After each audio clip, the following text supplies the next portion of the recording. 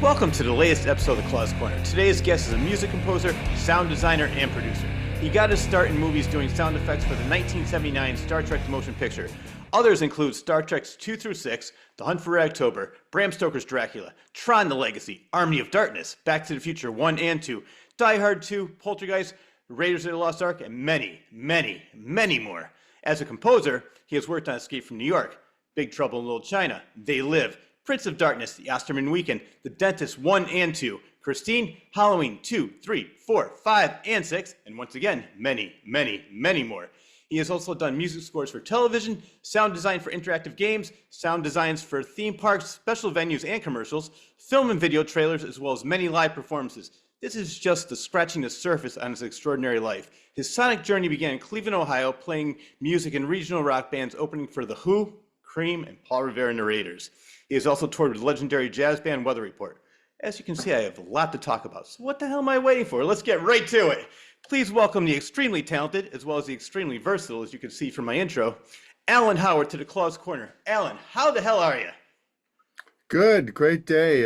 Today is December 6th, I believe, That in the is year correct. 2024. Just to put a timestamp on this for those that watch us 40 years from now. Yes, it's timeless. I love this. You know what's so interesting about you? I mean, originally I knew about you through your work with John Carpenter, but doing my research, there is so much more to you, as you can see from my intro. I want to start with something. I met you at the Chiller Convention in New Jersey at the end of October, and one of the things that we talked about was that you said, yeah, I rented a Pyramid. I said, oh my God, this is great. So I want to start with that because that was so interesting, and I want to find out how you rented it and why. Sure. Great story. The journey started because of a book that was written by a man named Wesley H. Bateman called The Rods of Amun-Ra. You're not going to find it. It was a self-published book. At some point, I'll put it up on a PDF or something. But anyhow, the essence of the book was Bateman analyzed the Great Pyramid like an architect looking for the units of measure of the original architect. The idea being that was whoever did this was pretty smart and very purposeful. This wasn't a random project. This wasn't a monument to, quote, God, right? Mhm. Some higher order. And he believed that the architect actually contained what we'll call universal knowledge, stuff that's not only on Earth, it's out there. Got my attention, read his books. The mathematics that he discovered in the measurements centered around two ratios that in mathematics are called irrational. One is pi, remember pi squared from geometry. The other is phi or phi, which is called the golden mean. It also is part of what we'll know the Fibonacci series. But the point is, both of these irrational numbers, if you would substitute irrational, well, irrational means they never end, right? Mhm. So therefore, they're infinite. So you could substitute irrational for these numbers are from infinity. They are from all the way out there. Or the great architect of why we're here today had mathematics in the manifestation of this dimension. Mhm. Got my attention. Read the book, fascinated, et cetera, et cetera. At the end of the book, he said, because the pyramid is based on universal dimensions, it would then have universal acoustics. Mhm. My antenna went up like, oh, I got to know about this. So I rang him up. Hey, Wes, I just read your book. Da da da da da da da. Well, one, he was thrilled that somebody actually read his book and wanted to follow up on this guy's 25 years of research. Yeah. As a little underscore, I had no idea who this guy was. He was like a hermit up in Las Vegas in his house, etc.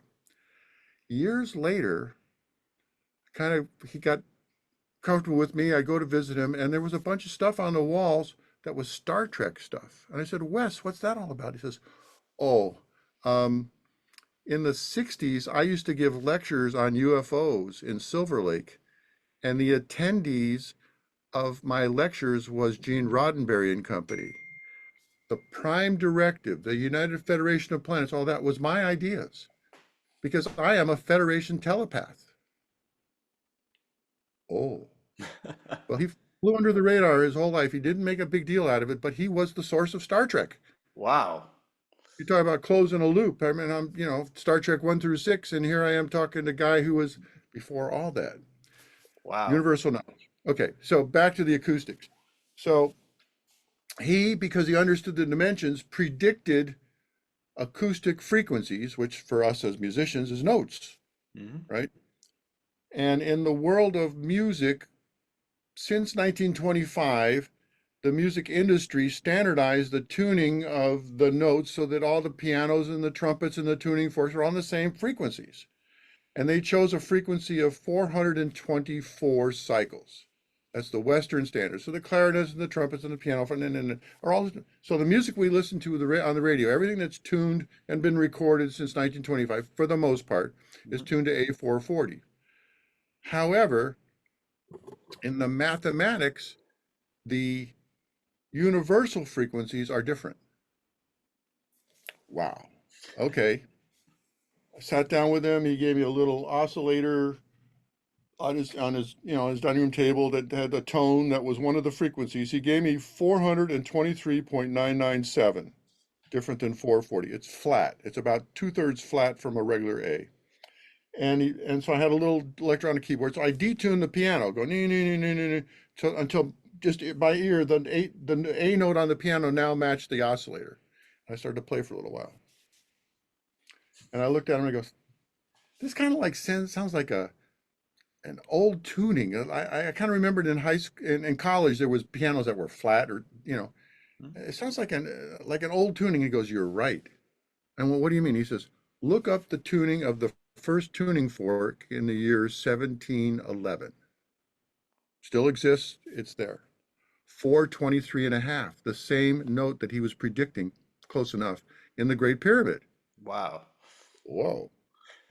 So there's historical evidence that the Renaissance people doing it by ear chose these frequencies. Plus the frequencies, he says, because you're rationalizing an irrational number, there's going to be slight variation. So he predicted that there'd be a range of about 421 to 427 in the pi frequencies.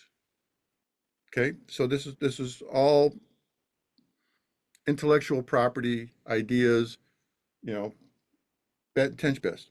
So in my musical journey, I started making these CDs based on meditation, stuff like that. And I'm using the tunings that he's giving me from the pyramid. I make these musical compositions. And this guy comes by my studio to listen to one of my sound systems. And at the same time, the lady that I was doing the meditation with gave me a book called The Keys of Enoch. Hmm. The author is a fellow named Dr. J.J. Hurtak. And I show him the sound system. I talk about the frequencies and all this other stuff. And I say, I have this book, golly, this Keys of Enoch. It seems really important.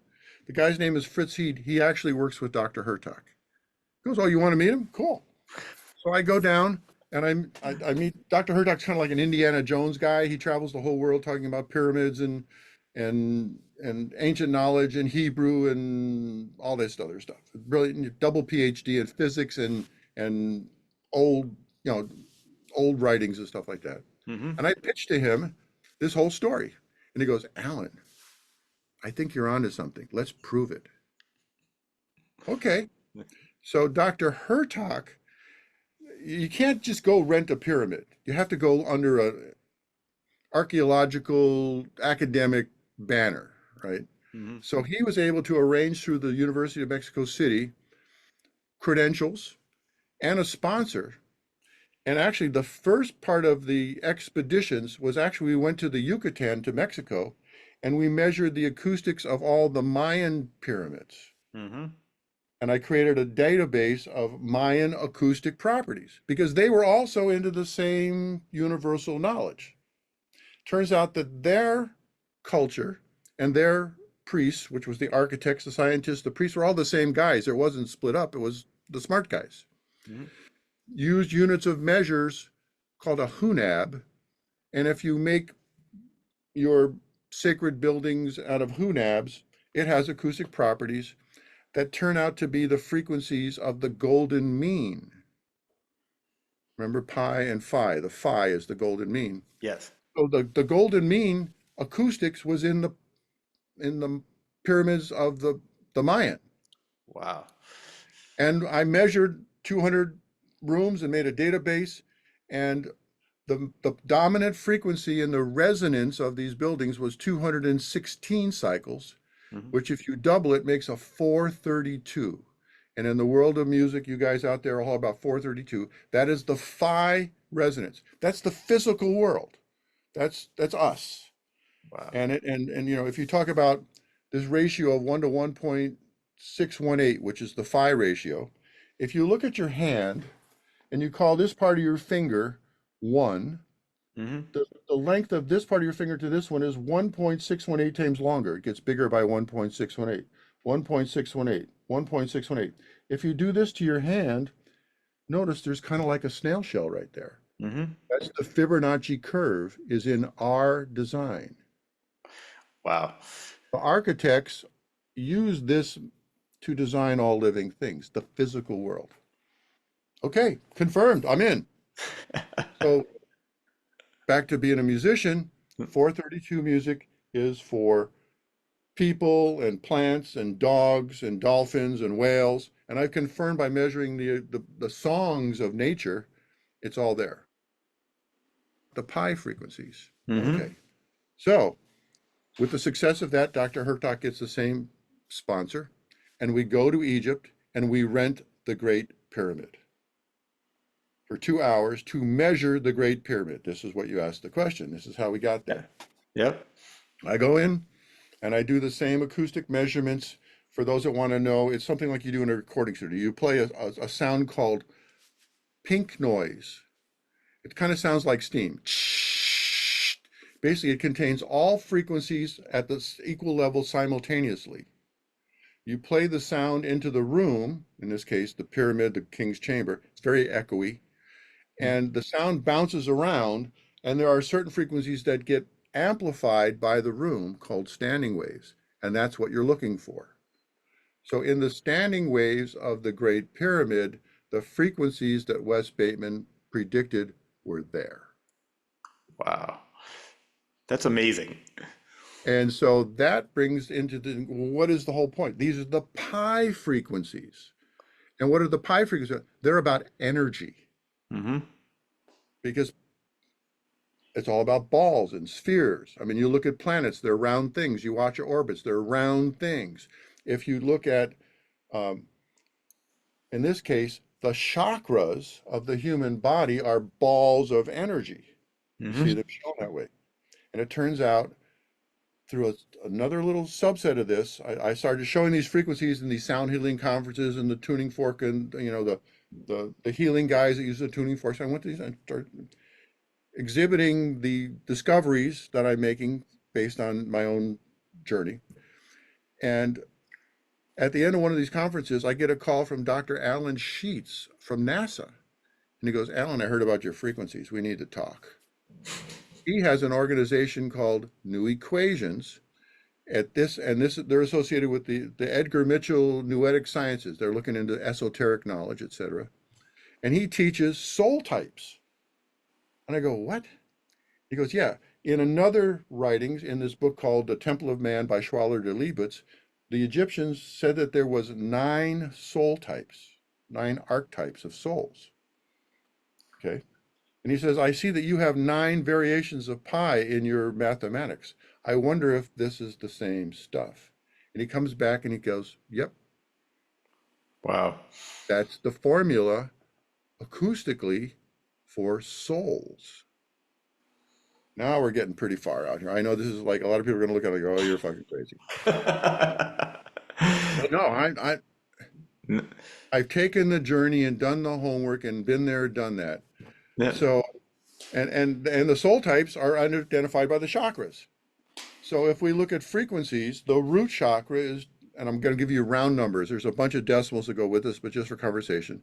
If Okay. you're tuning for chakras, 421 is the root chakra, 22, 23, 24. 424 is the heart chakra, Hmm. 25 is the throat, 26 is the third eye, and 27 is the crown or the spiritual side.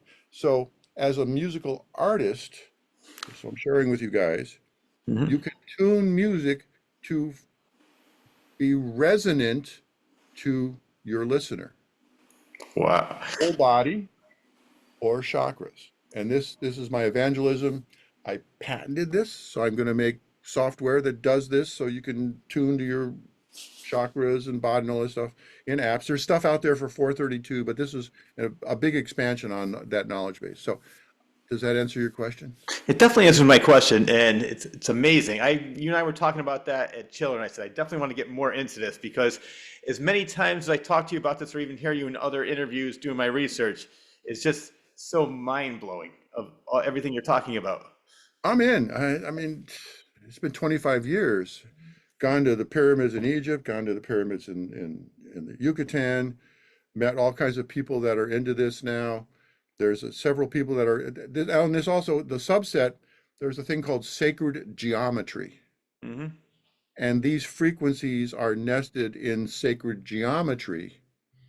So now I'm looking at the acoustical properties of these structures and seeing the frequencies be part of sacred geometry, which is again super architect stuff. Yeah. So separate from dollars and cents and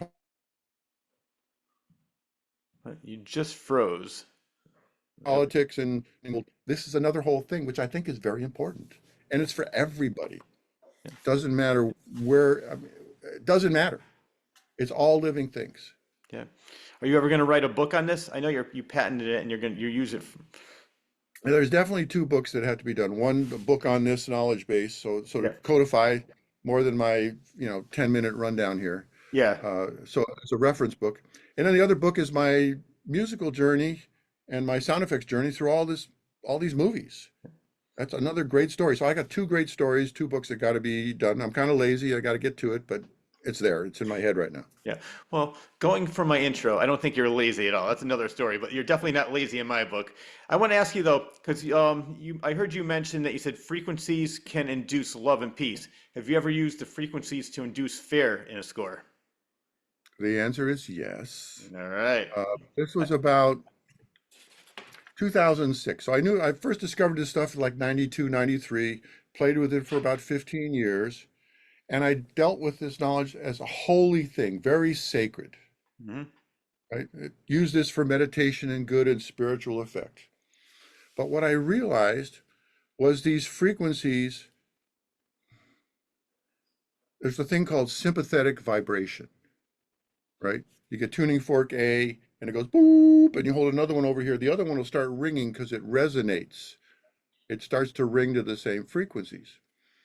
So if these frequencies are resonant and they're tuned to your heart, what are you telling the heart to do? Hmm. Or gets scared. It's on a horror movie film score. The movie was called Basement Jack, probably one of my best scores. And I actually got an award that year for the scariest music. And you said it's called Basement Jack? Basement Jack is the movie. On my website I have CDs you can get of it. It didn't really do well. It's an okay movie, but I gave 100%. I'm Yeah. in. And so now all my film scores are done with the frequencies, and I tune to the heart because the heart is the largest energy center, right? Yeah. So to stimulate that. So yes, it's a tool. Example is a hammer. I got a hammer here. I can use it to build a house, or I can hit you over the head and kill you. It's Hmm. what you do with it. It's your intent. Yeah. So if I want to scare you, it works for that. If I want to have you love me, it's the same stuff. It's my artistic message. There's a great definition of art. Meta art is a communication. Hmm. Whether it's a movie or a book or a song or a score or a dance, whatever, the artist is communicating something to an audience or receiver. So this is an enhancement of by defining these frequencies that makes your art more effective. Yeah. I just look at it that way. I always, So if you're a heavy metal band, you could use this and make Yeah. meanest heavy metal, still using these frequencies. I mean, and if you want to do meditation, you can meditate with it. It's a tool. Yeah. I have a very eclectic taste and I love all kinds of music. And sometimes I've had friends that only love metal say, why do you like classical music? It's so boring. I said, watch any movie without music and tell me how boring it is. It's not the movie that makes you cry. It's not the movie that makes you scared. It's the music. It's the music that makes you jump. It's the movie that gets you all emotional. If somebody's, so it's just, people don't realize how, I mean, I'm sure a lot of people do. I'm generalizing. Some of the people I've spoken with don't realize how powerful music actually is. And I definitely am one of these people that does know how powerful it is. And now you even made it more clear to me why it is so powerful. Yeah, I have a great quote for you from John Carpenter. He said, Alan, music is the director's velvet glove, I love that. which is the way that the director can touch you without knowing you're being touched. Hmm. That's the music. That's the score. That's what it does. And when you make a movie, you write it, you shoot it, you go into post-production, and then at the very end, you add the music and the sound. So Yeah. it's the icing on the cake. It's the part that dresses the whole thing up to go where it needs to go. And actually, in the world of budgets, as a producer, music's pretty cheap compared to how much you had to spend to get there. And you Hmm. get a lot out of music. So it's a very important part of any show. I saw a documentary. It was entitled Score. I loved. I don't know if you ever heard of that one, but it was funny. The Hans Zimmer, John I Williams. saw that one. It was done well. Yeah. The I reason I was bring just that up is, I'm sorry. What was that? I was a little disappointed they didn't call me up. I know. So was I. Definitely, I love your scores. We're going to talk about them soon. But in the documentary, I think it was Hans Zimmer because he was saying that they already have the billboard up saying the movie's going to be out May 25th, and he didn't even do the score yet. He was like, "Oh my God, how am I going to get this done?" He was being self-deprecating. But do you have the same experiences? Like they have the movie already done and they're already promoting it, saying it's going to be out in maybe a month or two, and you're like, "I didn't even start the score yet." Is that how you work as well with the movies? Yeah, same drill. Yeah, yeah. And in fact, there was a point where I hated Hans, not as an artist, but he was smarter than me.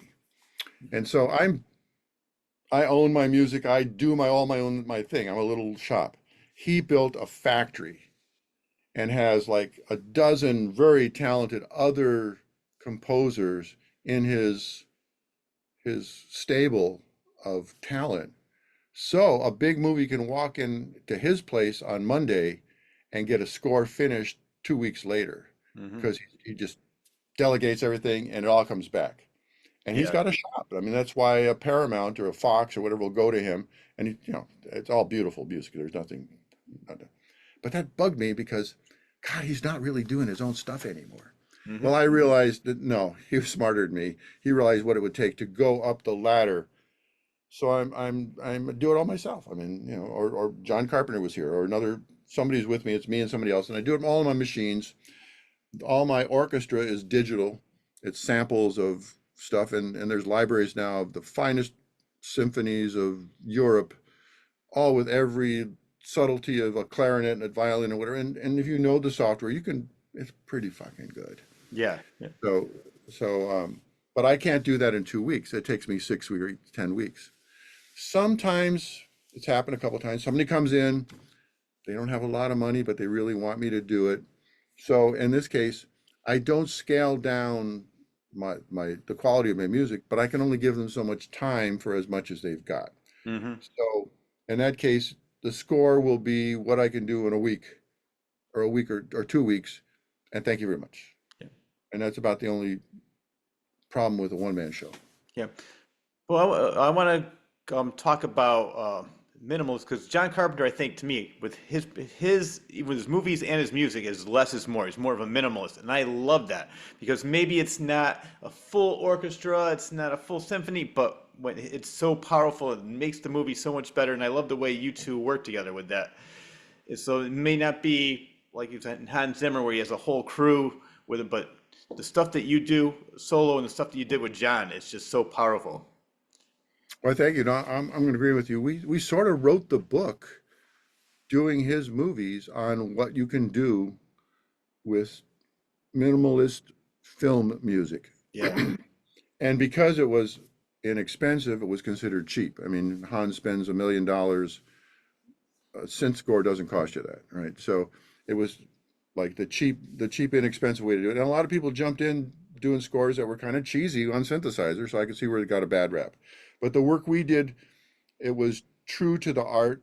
And consider this: I'm sitting in a room with Carpenter. He wrote it, he directed it, he edited it, and he's a musician, so he's creating the music for his own project. Yeah. And so it was very focused stylistically. And sort of the relation was I had the studio and all the stuff. He had the movie. He came over to my house, hung out, and we did the music. And he used to tell me, Alan, I love coming over here because it's like being on vacation.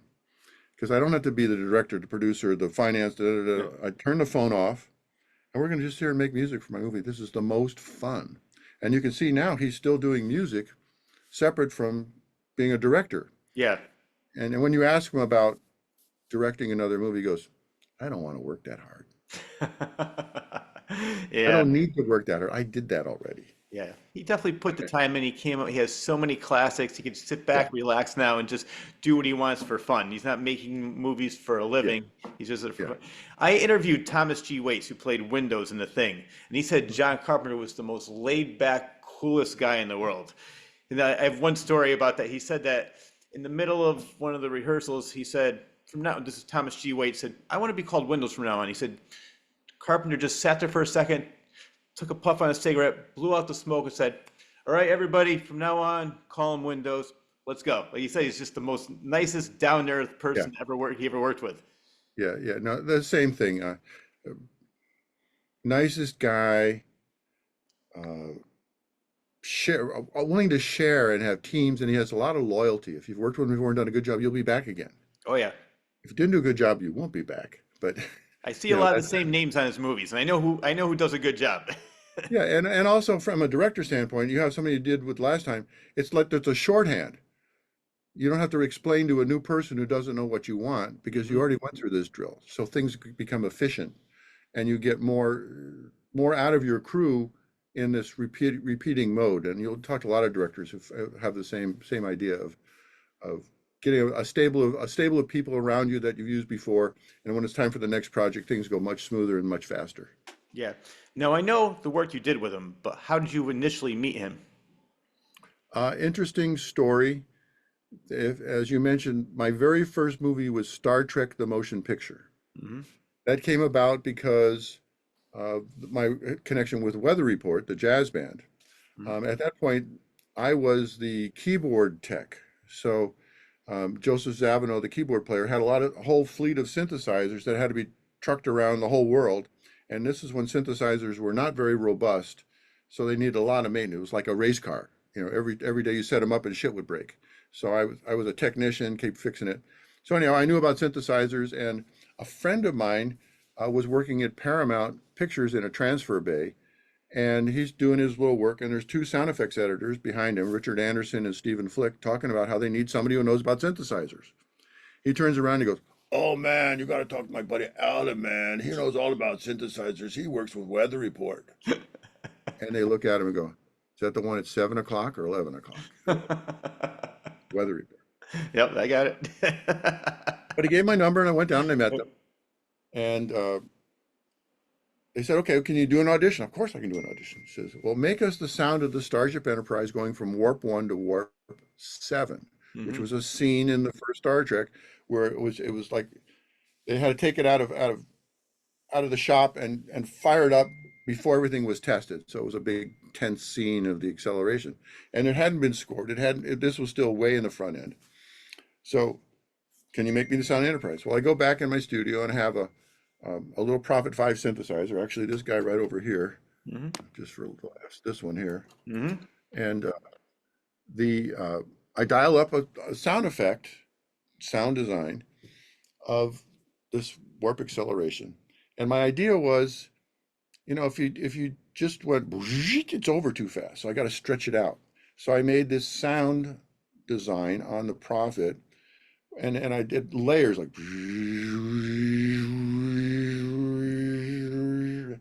turned in the tape, and it became the sound of the Enterprise.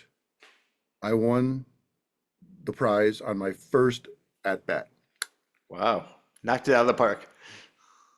Just being an artist. That's how I got to do Star Trek 1, 2, 3, 4, 5, 6. Well, the picture editor, Todd Ramsey from the first Star Trek, his next movie was Escape from New York. Hmm. And Todd knew me from Star Trek, and I was giving Todd my music and stuff, even though I was doing sound design. I'm in the movie business. I don't know anybody. I'm just from Weather Report, and he liked me. And there was a guy named Dan Wyman that John had worked with on Halloween, the original, and The Fog, and he had a studio called Sound Arts. And John was just looking around for what else is there. And so Todd said, "You should meet Alan. I think you guys would get along." So Carpenter comes over to my little dining room studio, and I'm still set up from Star Trek. So I got all my gear up from doing that. We sit down, we fool around for a couple hours. I played some music, we talk about it, make some sounds. He goes, "Yeah, let's do it. That easy. Let's do it." That, like you said, that's the way Carpenter is. He's very casual. It wasn't call my agent and my people who call Yeah. your people. No, no, no, no. Just two guys. And also, I mean, he's from Kentucky. I'm from Ohio. We're basically the same age. So we could relate on a lot of the same ideas and concepts and knowledge base of what do you like and what's cool. Yeah. So we're doing Escape from New York, and we're getting started. John sits down, and we have records, right? So we put on the latest Tangerine Dream record, which is one of the European synthesizer guys with the patch cables and all this other stuff. And we listened to that, and he goes, I like what this sounds like. Well, I'm sitting here with a room full of synthesizers, so I can do that. And then he also puts on the first Police album, because there was a thing about the police and the national police, and there was a whole part of that he said, I like this too, which the flag went up. Well, we need drums. Well, I'm in my dining room. We're not going to do that. But there was this invention called the Lindrum, which was the first drum machine. Hmm. And it had just started. And Roger Lynn was somebody I had met through the music business. Went over his garage, and I had, Roger, I got to have one of these right now. So I got like one of the first Lindrums, dropped it into the studio, and added the Lindrum to all my synthesizers. And that was the electronic music palette that we built Escape from New York from. Wow. And that's how you do it. That was the formula. And so how do you two work together? Are you in the same room watching the movie and just come up with things on the fly? Yeah, I mean, again, in the beginning, John's going to sit at the keyboard and play the black and white notes. Yeah. That's his input. It's my job to keep all these synthesizers in tune and running and sequencing and patching and using my knowledge of basic equipment to keep putting more sound palettes in front of John and record them. Run the tape recorders. Remember, this is before no computers yet. This Yeah. is tape recorders and synthesizers, 1980. Whatever the technology was at. I was at the cutting edge. I actually had a music store in Cleveland called Pi Keyboards and Audio, back to the Pi from all the way back in the pyramid. I've been a Pi guy all along. So I was into the gear. And then obviously I was all the gear with Joe's Avenue running all those synths. So he says, Alan, your job is to make sure it's always in tune. And when I played, the red light's on and you're recording. So the great themes are Carpenter. I don't want to ever give credit in the wrong place. John Carpenter is a master of these simple themes. Back to what we talked about. Yeah. He's got it down. It doesn't need to be complicated. I mean, as a musician, you get more clever. Well, I'm going to use C minor.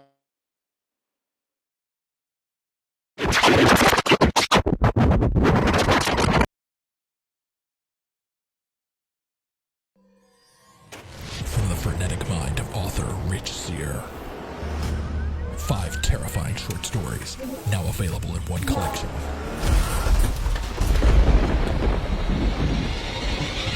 Confessions of a Frenetic Mind. 5 tales of blood-curdling terror, available on Amazon and Barnes & Noble.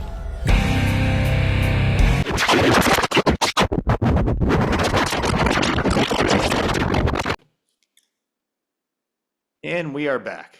So we had a little technical difficulty, but Alan and I were talking about how he works with John and John being a minimalist and how powerful it is. So we'll start right from where we left off.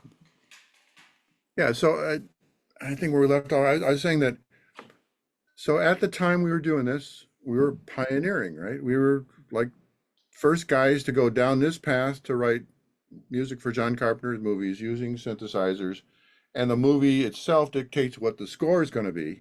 Mhm. And so Escape from New York was our first chance to work together. I brought everything I knew to the party. John brought his movie and his ideas. We collaborated on the producing of it.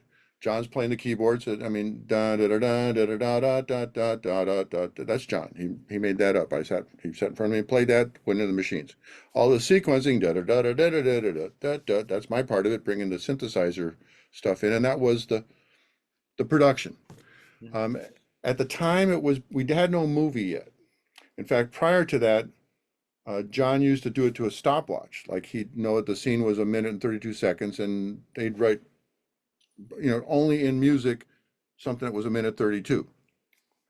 Well, in this case, I thought, well, let's go ahead and take the audio track with the dialogue and put that on the tape recorder so we could hear the scene and use synchronization by audio. And then once we finished a cue, literally, I had a little VHS machine, so we put the videotape on and the tape recorder. I literally just push play on both of them, and they'd run freewheeling, close enough. But we did at least look at the picture and compare the music to the picture, which he really enjoyed. He called it electronic coloring book. That was his phrase for what we were doing. And further on, we got synchronization where you could play the videotape. The tape recorders were all synchronized like a TV studio. In fact, I remember the rental guy that we used to rent these machines from, the 24 tracks before I actually owned one, come over and I asked him for all this synchronization. He goes, "What are you guys doing?" Because his customers were like NBC and Fox and Paramount, and here's this guy in his dining room wanting to do the same thing. What the hell's going on here? And he looked over his shoulder, and he actually became a good buddy. He was very supportive of sort of the two guys in their dining room trying to be a movie studio. So I always throughout the 80s, like every movie had a new batch of technology I brought to the party, whether it was another synthesizer, or we got into things called emulators, which were the first digital samplers. So besides having synth sounds, we had sampled sounds of drums and whatever. And so that really grew. In the arc of our scoring, there was really an apex that was reached on Big Trouble in Little China. Because when you do Halloween or this or that, you're sort of in the same box Yeah. story-wise. But Big Trouble was all over the place. We had rock and roll, Chinese fight music, heroic things, scary things. And the technology had arrived where we had a thing called MIDI. And MIDI had just been available now. So instead of playing one synthesizer to one track of the tape recorder, I could have all the synthesizers in the room play at the same time from one keyboard. So we had what calls MIDI stacks. So the electronic music production really reached a new climax on Big Trouble, where it was thick, chocolatey synthesizer creations. And so I would now, instead of taking one track on the tape recorder, because we had 24 tracks and about 20 of them could be used for recording, used to use one track per synth to build it out. Now I'd have this whole synthesizer palette, and I literally started recording all those at the same time on a pair of tracks in stereo with a reverb, and I started printing what we'll call stems of music, which was a technical change up. So it got much bigger. And then now the samplers had much better sound, so it was a combination of synths and samples. And so that and the movie going all over the place, it is really, to me, the best score that we did together was Big Trouble. Because it just worked out that way, technically in the movie, and actually there was a challenge in the visual effects, so the schedule got pushed. So we had like another 4 weeks to go back and really polish and fine tune and really do a great job with it. So that was our biggest production. Yeah. I just rewatched that again probably 2 weeks ago. I love that movie. Such a crazy, all over the place movie, and the music is perfect for that. So I agree with everything you just said. I didn't realize what was going on behind the scenes to get to that sound, but I love it. The movie's great, the music's great, so it's probably one of my favorites as well. I want to talk about your process recording Halloween 2. I thought that was interesting, what you did with that movie. All right, so short story on that. So we're finishing Escape from New York. This would be 1981-ish. And I'm sitting, we're doing the mix and listening to a couple things. And John looks over and he goes, well, my next movie is going to be The Thing. This is going to be like a major production. I have to go to Vancouver. We're going in the snow, or all this other stuff. And he says, and they want to make another Halloween. You're just going to have to do it. So he literally just threw Halloween over the fence to me, like, I'm too busy. You're going to have to they want to make another one. You do it. So to make the foundation, John had created obviously the score to Halloween 1. So I took Halloween 1 score and transferred from a 16 track to a 24 track. So I had empty tracks. And so without John Carpenter there, I then overdubbed into Halloween 1 the score to Halloween 2. So it's still me and him because he's there with the original one, but I put all my thing to it, and he was fine with that. It wasn't like, don't touch my art. It was like, hey man, do it. Back to John being that kind of guy, just go for it. I love it. So Yeah, I it seems like did. So, no so ego. I added beat to the Halloween theme, and a lot of my synth overdubs gave it more of a gothic, darker synth Mhm. thing. And there was a couple pieces where there was music that wasn't in Halloween 1 that I made for Halloween 2, especially around the parking lot. And then there's it's like I did a couple cues in there that were just on my own. John wasn't there, and I went ahead and did it. But it still holds up. Uh, the texture. Back to my art was a sound artist. I'm a musician, but also I have a skill set in making the noises and the machines and the stuff like that. So I brought all that to the party, and it worked out very well. Well, as you mentioned before, you're a pioneer. I mean, every time you're at the start of something new, and I love it. You're leading the pack. Yeah, it's funny. That's my personality. I mean, I pioneer something, and finally, when it's all figured out, and it's like there's a manual and you can read it, I'm going, okay, well, I'm done with that. What else you got? I'm looking for the next thing. It's just how it goes. I love it. It's like, done that before. On to something new, something different. Yeah, One of my favorites has to be season. one other tag. So the other thing about the music that John and I did through that arc has now become a genre. They call it dark wave or synth wave, Oh, and you've got other musicians listen to that and go, "Hey, that's the stuff." So like Stranger Things guys and all this other stuff, they're basically taking what we did and building on that as that's how you do it. hmm. So in many ways, the work we did, separate from the technology, kind of wrote the book of how to score movies with synths. And Well, that's it. speaking of writing, I think I heard you say, and you can confirm or deny this. You didn't have anything written down, and then they wanted you to write a book of like all the different music for the movies, and you had to go back and write everything down for some of the movies. Maybe not all of them, but Yeah, no, well, actually, it's a funny story. So again, John and I just sit there and it's improvisation. I yeah. mean, like I said, the Escape from New York theme he had worked out and brought that kind of in his head. But otherwise, we're just sitting there making it up on the fly. And we're doing it to the movie. Not hard in the beginning, but eventually it was right to the frame. We had accuracy. Uh, but at the time, in the standard deliverable contract for these movies, Deborah Hill calls up and she goes, I need the music all written out. I go, what? She goes, yeah, it's in the contract. Now, normally, the composer wrote it all out and he Yeah. already had existed and put it in front of the orchestra or the band. And it was there, but we didn't have that. So I had to go back and transcribe Halloween, Escape from New York, Halloween 2, and Halloween 3, where I had to, after the fact, write out all the music. And actually, as a side note, those handwritten scores are available on my website if you want to. I made a book out of it afterwards because I already had the stuff. Yeah. So it's a great collector's item, and I sign things, and it's cool. In the sequencers, the computer just prints it out. That's over with. But this Yeah. was real manuscript. I have a sorry, this idea of manuscript, the handwriting of the real person is Wow. What is a gone, right? It's yeah. What gone. It never happened again, except maybe for a scribble signature. I was at this place in Santa Barbara called the Carpelli's Manuscript Museum. So Mr. Carpelli's was a collector of real manuscripts. And you go in there and you see something by Abraham Lincoln and George Washington and you know Douglas MacArthur. And we're going down the list of these things, and it comes to this one, and it says Ludwig von Beethoven. ah. I'm going, wow. Real manuscript, the Wow. handwriting of the real guy. I mean, it's like, oh, this is important. So, just a side note, technology does what it does, but what came before the technology was all valid. In fact, most software imitates what came before it, but now in a synthesizer or a software or something. It's kind of like the difference between the real thing and a photograph of the real thing. Yeah, exactly.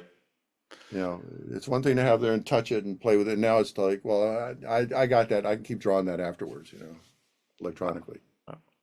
One of my favorites, sticking with John Carpenter movies for right now, is Halloween 3, Season of the Witch. Question Hmm. for you. Are you the one that came up with the Silver Shamrock theme? Was that you? Yeah, Tommy Wallace and I did that together. I love that. But it's got a funny story. So I get a call from Deborah Hill. Remember, she's John Carpenter's partner. It's Deborah Hill and John Carpenter. Yes.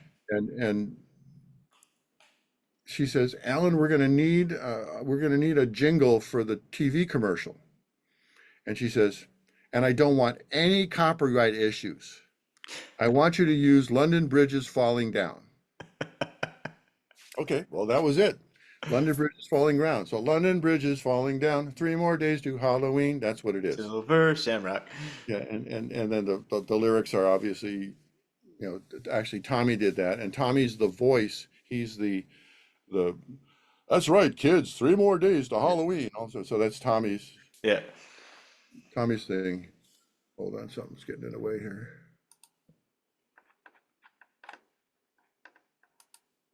Did I lose you again? No, I'm still here. And I can All right. see you fine. There's nothing blocking you, but I'm not sure. I All guess right. something's blocking me then. Yeah, a phone call came in and messed it up. All right, we're back. Good. Okay, we're So good. yeah, so Tommy and I did that, and actually even the voices, the little stupid voices in the back, we did the old Chipmunks trick where we slowed the tape down, Uh, and then he and I went 3 more days to Halloween, and then you sang 3 more days to Halloween, Halloween. So so it was supposed to be obviously it's a kids jingle, but it was the dark one. It was going to send back to intent. Kids watching this movie are going to be attacked by the device in the mask, and they're going to turn into snakes and bugs. So it's annoying, but it's deliberately annoying, and it's kind of cute. It's something you never think about when you're doing it, and that has lasted. A lot of yes. people use it on their ringtones. Actually, we licensed it to a company that makes pumpkins, and so you could buy the pumpkin with the tune in it and stuff like that. It's funny. You never know. No, and exactly. And I can tell you around Halloween season, I don't know how many of my friends were posting that song saying Halloween, 3 more days, and they're making jokes about it. Like I said, it's so catchy. And it's funny because at the time I didn't realize it. It's so simple. Now I hear London Bridge is falling down, but then I did my research. I mean, not just recently, I found out years ago, but it's like, oh, yes, London Bridge. That's great that I want London Bridge, but no copyright infringement. It was Yeah. perfect. Well, and it's a kid song. Yes, it's great. I mean, it's there from nursery rhymes. So Yep. Now, Halloween 4 was the first one you did without, well, yeah, you did Halloween 2, but Halloween 4, did you feel a little bit more freedom in that movie because John was not even a part of that one either? Is that correct?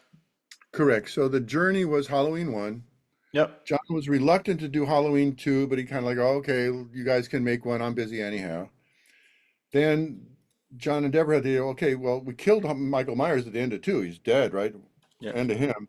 Let's do Halloween anthologies. We'll do a different Halloween story every year and continue the franchise.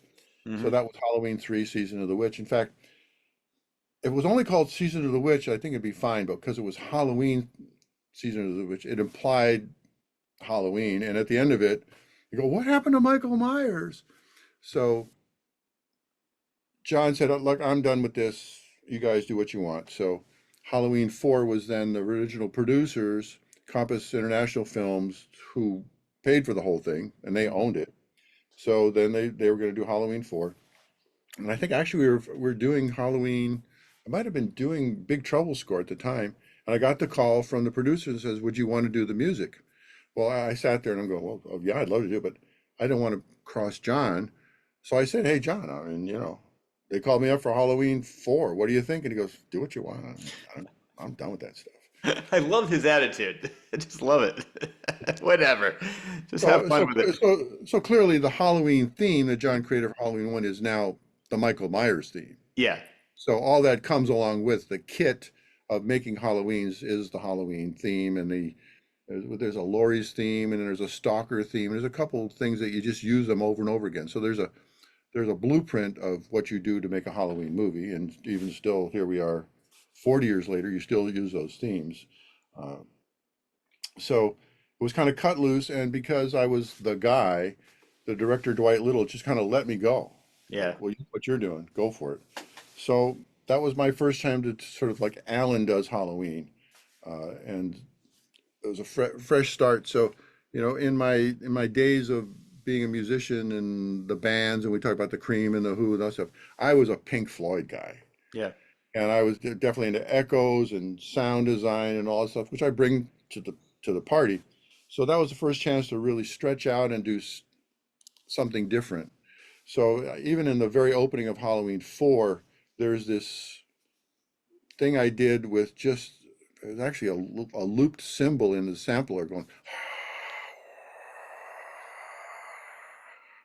and I didn't play the Halloween theme until I really had to. I Hmm. wanted to do a setup, and that still holds up. I mean, back to new things that were added to the Halloween palette, stuff I added in Halloween 4. Uh, was me being original. I was trying to take it farther than what was already there. So for me, Halloween 4, it was very successful. In many ways, it's my most successful one because they left me alone. Yeah. Halloween 5, the director wanted some stuff. Halloween 6, the director wanted some stuff. So again, I take direction and I take the score where they want it to go. But that was the one where just like, go ahead, show me what you got. Okay. Well, I'm glad you brought that up. It's a great segue because I wanted to talk to you about not with John Carpenter, but some other directors. Do you speak with them first before you do the soundtrack and say, all right, this is what I want. I don't want this. And then you have to go by, I mean, I guess you just answered my question with that saying like, yes, we do want this and leave this out, put that in. And we don't want music here, but put music in this part. So do Yeah, you, yeah. or do some of the directors besides Carpenter give you carte blanche? Like, go ahead, have fun, make it good. Well, like I said, on 4, that's the way it was. They figured I Yeah. knew what I'm doing, go for it. Yeah. On Halloween 5 and 6, and most of the time, Yeah. remember, it's unique because John Carpenter is the director. So Yeah. it's Yeah. not like he has to figure out where he wants it. He's doing it himself. Yeah. But Exactly. just communication from the director to me, so we do what's called a spotting session, where we watch the movie and I take notes, music from here to here, music from here to here. And sometimes the director will have what we'll call temp music, something he likes, Yeah. that he cuts it into the edit to give it direction musically, and the editor uses the tempo of that piece of music to cut to, because a good editor has tempo. It's not random. How long things stay or have rhythm to them. I mean, visual rhythm. Yeah. Uh, so there's a spotting session, and then there's well, now I mean, what happens is it's all on Zoom. I Oh, mean, yeah. directors, whatever, just like what we're doing now. We spot, I make my notes, then I do some stuff, and then I make a little temp mix out of it, send it back to them with the music attached already to the clip, and what do you think? And they give me feedback. So it's a back and forthness to do it. Very interesting. Has there ever been a movie that you were hired for? You're like, I just don't like this movie at all. Mm, But you still did the music for it anyway? and it wasn't a very good movie. Okay. The, the, But, the, but your the, music probably made it better. I did what I could with it. Yeah, Okay. there was a movie that was sort of like stillborn called Children of the Living Dead. Oh, never heard of that one. Yeah, exactly. It was actually sort of the ghost of the living dead. The director had sort of made a deal to do another one. It was shot in Pittsburgh, and the producers of the Halloweens had sort of taken under their wing to release it. Mhm. So that when they approached me and said, "Hey, going to do the music?" I said, "Yeah, I'll do it." But it was tough because the music itself wasn't really working. Yeah. So what's the term? Lipstick on a pig, right? Perfect. Yeah. You're dressing it up, but it wasn't there. It wasn't there. Well, that's why I asked you that question. I wonder if you ever had to go through that and how you overcame that. Say, I really don't like this, but you got to make it work. So That's Yeah, interesting. well, I'm a service provider. It's like hiring a guy, a carpenter to come in and put a new dining room in, and Yeah. the rest of the house is kind of crappy. Well, I've got a nice dining room, but I can fix the rest of it. Well, one of the other things you do, I mentioned in the intro, is that you play the music live. I've watched you on YouTube. Never seen you live yet. I want to see you live. Uh, What? I know. So I let you down. All right, well, for everybody, just watch my web page because I'm keeping track of all my stuff. So, short story on that. So it was the Halloween 35 convention, Hmm. and they wanted me to talk about the music of Halloween. I go, well, instead of talking about what if I play it? They go, what? You could play it? Well, yeah, yeah, yeah. So I have my laptop and a keyboard, and now I added the guitar to it. So basically, I have music sequencer. So some of the music is already parts of the music are already playing. I have clips from the movie, but I also have an artist named Jade Boyd. She's a PhD in video art. So I took the clips, and she does video art with the clips that go with that particular part of movie and the scene, and I play live. So it's great. It's fun for me backing up being a band guy. I get to go out and play again. Yeah. So it's the laptop, the MIDI keyboard, and a guitar, and everyone's different. I improvise.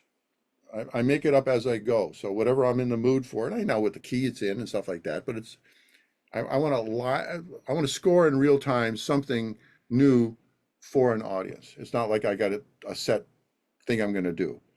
And actually, this year I started. We were running Halloween 3, and I improvised an additional part of the score to the movie while the movie played, and that went over really well. So I'm thinking about doing the same thing for like Escape from New York and possibly Halloween 2, maybe. I don't know. We'll see. But doing some more of the screen the movie and play to the whole movie. Whereas my live show right now is clips, right? So I got Yeah. a piece of Escape and a piece from Halloween 3 and a piece from Christine and a piece from Big Trouble and a piece from The Thing and a piece from Halloween 4 and whatever. And that's sort of my set. It's like a 45-minute, 1 hour set, and it's fun. Oh yeah. Well, like I said, I never saw it live. Did see it on YouTube, and I'm hoping sometime I'm in Connecticut, so I'm hoping sometime you're in the New Jersey, Massachusetts, New York area. I will definitely be there. So I'm looking. I'll definitely be back there. I talked to one guy who's got they have these horror movie conventions. Yes. So that's one of the main things that happens is rather than come to see Alan Howarth, they're there for something else, and I'm one of the acts, we'll say. Although I now started going out and have enough of an audience where I've been playing at these vintage movie theaters where there's an old theater that the Film Society keeps the thing running, and that's Yeah. perfect for me. So I did one. I did the Huntington Theater in Long Island. I just did the Phoenixville Theater in Pennsylvania, where they originally shot the Blob. Oh. And so I'm reaching out to these vintage theaters as an Alan Howarth evening, where we'll screen one of the movies and then I'll play a set with it, and that goes over really well too. There is, I don't know if you'd want to come to Connecticut, but there's a great one called The Strand that's been closed for years, but they rent it out for different things. Like a friend of mine has Connecticut cult classics, and they show like he has John Carpenter night, he'll have Stephen King night, and they do older movies. But that's a perfect theater for you too. All right, well, if you know those people, let's talk. All right, I will. Once the interview's over, I'm going to get you in touch with these people. I'll give you their names, and I know them personally. I've worked with them before, so we're They're going to make great. this Yeah, happen. it's good, Yeah, and we'll be able to put enough people in there to make it worth everybody's while. I'm looking forward to it. I can't wait. Do you think what you did with that inspired John to do it with his son Cody? I would say that, yeah, once I started going out and playing this music and there was an audience for it, I'm sure, I mean, I wasn't there, but I'm sure that Cody goes, Dad, Alan's out there playing your guys' music. Why can't we do that? And that started, the whole touring thing he did. And it's a 2 levels up because now it's a whole band. Oh yeah. It's Cody and Daniel, his godson, Okay. plus 3 other things. It's a band thing. Yeah.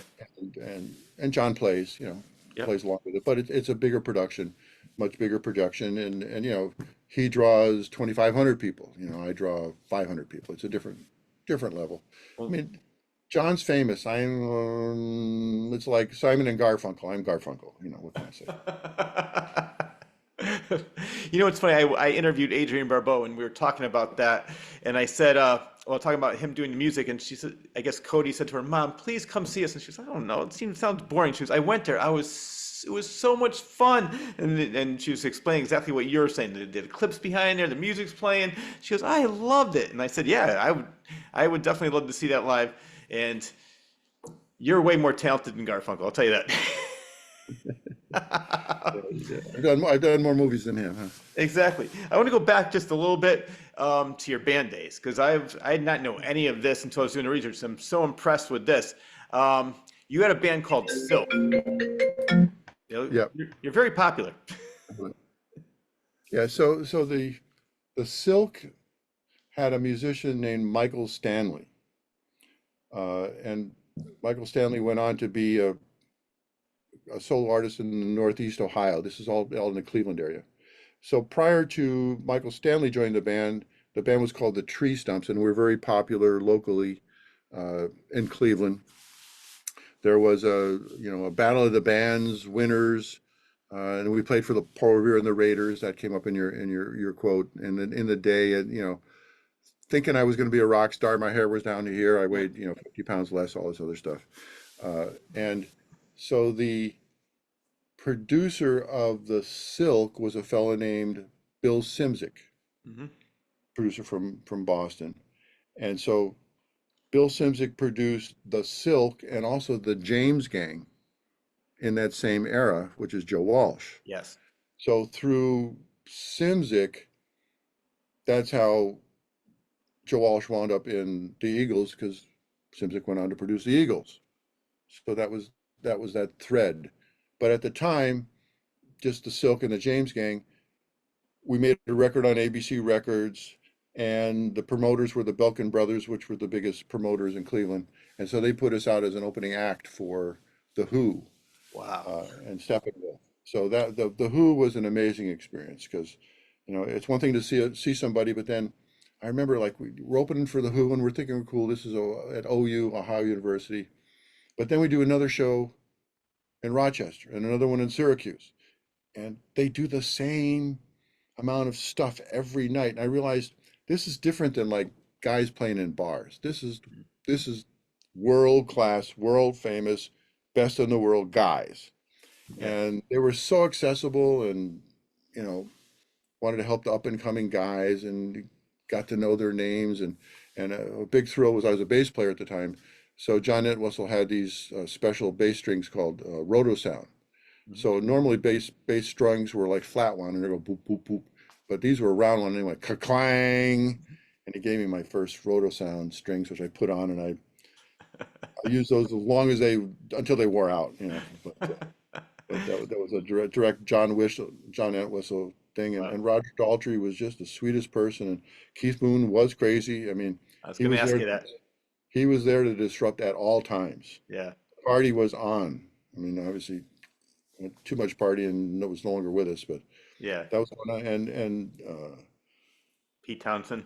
Pete was the artist. I mean, he kind of kept to himself. That wasn't part of his scene, but he was there. If you want to talk to me, sit down and you talk to him. But he just like always had the guitar and was always jamming. Yeah. That was his thing. And then the same thing for the Cream, same story. Opening for the Cream was only a one nighter, so you didn't get to be the buddies. But that was you could see the dynamics of the three guys. Was a lot of stuff, right? Yeah. And Clapton was just the nicest person. That's all I can say. Wow. Whereas Jack Bruce was full of himself, and Ginger Baker was like on speed. So he was just, Yeah. So Eric Clapton was out of that band was the most accessible and nicest to you guys. Yeah.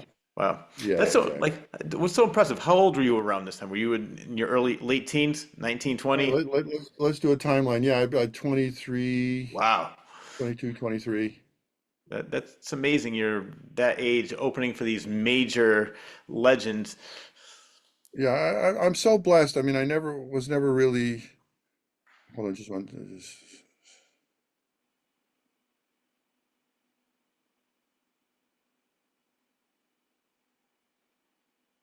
Yeah, no, you don't think about this stuff. I just so blessed. Yeah. I never had a plan.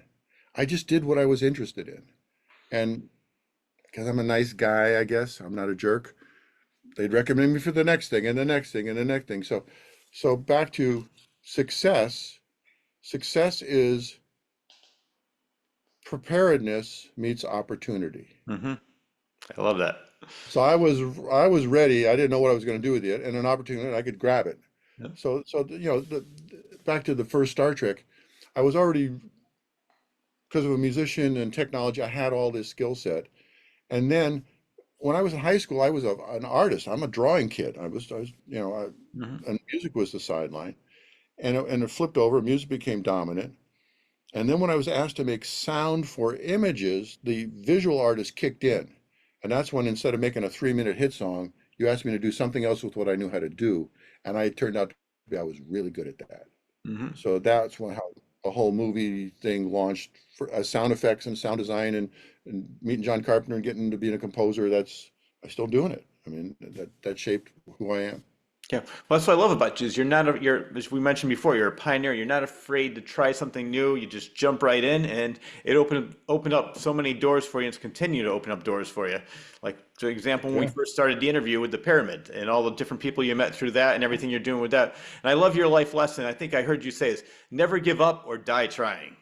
I love that. Yeah, yeah, yeah. Giving up is the worst thing Hmm. because you instantly lose. Exactly. I'm a loser. I give up. Well, now I'll say giving up, if you're doing something that's not good for you, like too much of something, Yeah. giving up's okay. Change course. You gave that up. You stopped. But in the case of something you're pursuing and you have passion for, you got to push through to to make something out of what you got. And in the beginning, you're not going to get a lot of support, especially from your own family.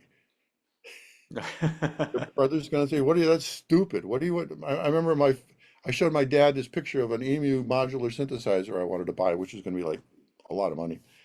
And he goes, "What are you going to do with that? You're not going to make any money with a synthesizer." He didn't get it. He didn't get it.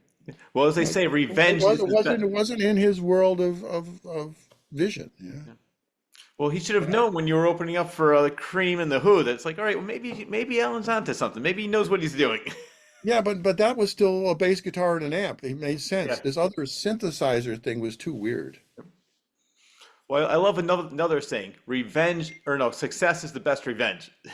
So when you're successful, it's like, all right. Why were you known as the Pink? You mentioned before you love Pink Floyd. I guess you were known as the Pink Floyd of Cleveland. Yeah, yeah. So that actually, short story on that.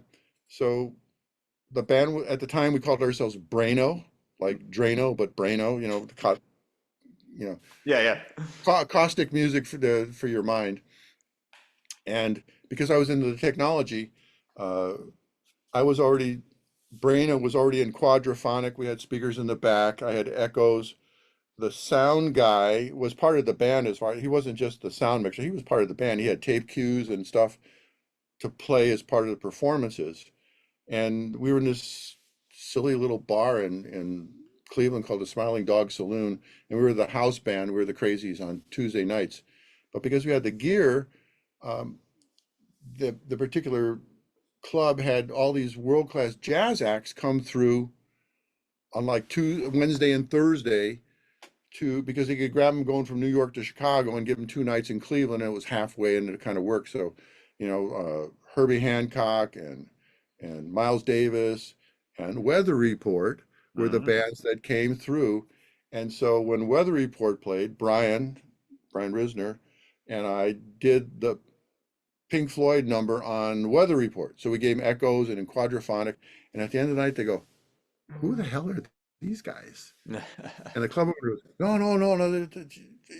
And they were setting up their own gear. So the club owner said, "You should take one of these guys on the road with you." Well, I had a job at a music store. So Brian went out with Weather Report as the first thrust of, post Brano uh, sound sound work, as setting them up and getting them all. And then years later, it'd be 72, so about 76. By then, Weather Report, Joe's Avenue's keyboards went from a small thing to a big thing, and did the heavy weather, and they got signed up by a big promoter, so they were going to do a lot of touring. And Brian goes, "Alan, you should come out and take care of the synths for me. It's too much and you know all about that stuff. So that's what got me to be the keyboard tech for Weather Report, and that was a part of the journey.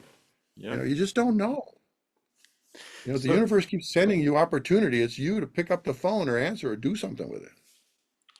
I'm still amazed. I mean, first we talked about the Who, Cream. Now you're talking about Miles Davis. So you had a chance to meet him, and did you actually were in your band played with his band?